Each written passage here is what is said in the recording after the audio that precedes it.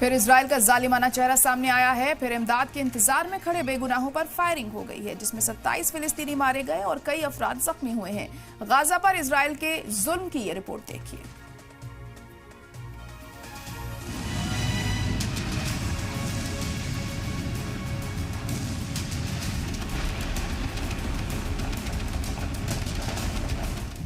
Gaza पर Israel की बमबारी जारी है। आसमान और जमीन दोनों तरफ से बमों की बरसात हो रही है।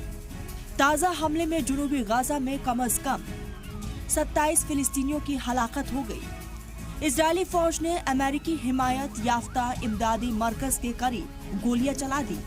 इजरायली मिलिट्री का कहना है कि इस वाक़ये की जांच जारी है, यानी हर बार की तरह इस बार भी फायरिंग की जिम्मेदारी नहीं लेने वाले हैं। या बाद में कहा जाएगा कि हमास के कुछ बंदे की मौजूदगी खबर मिली थी, इस वजह से गोलियां चलाई गई।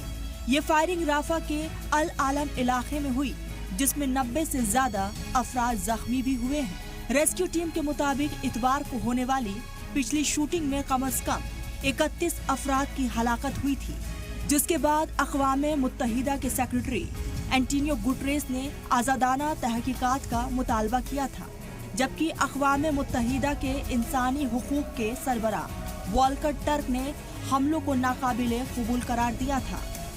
वाज़ेह हो कि फिलिस्तीनी खानदानों ने मंगल को खान यूनुस में अपने घरों और पनाहगाहों को छोड़ दिया। इनखेला का अमल इजरायली फौज की तरफ से ऑर्डर के बाद हुआ। इमदादी मरकज के हमलों के अलावा सिविल डिफेंस एजेंसी ने मंगल को 19 अफराद की हलाकत की इत्तला दी है। बता दें कि 18 मार्च को इजराइल की जानिब से दोबारा जारहियत शुरू करने के बाद कम से कम 4240 अफराद मारे जा चुके हैं।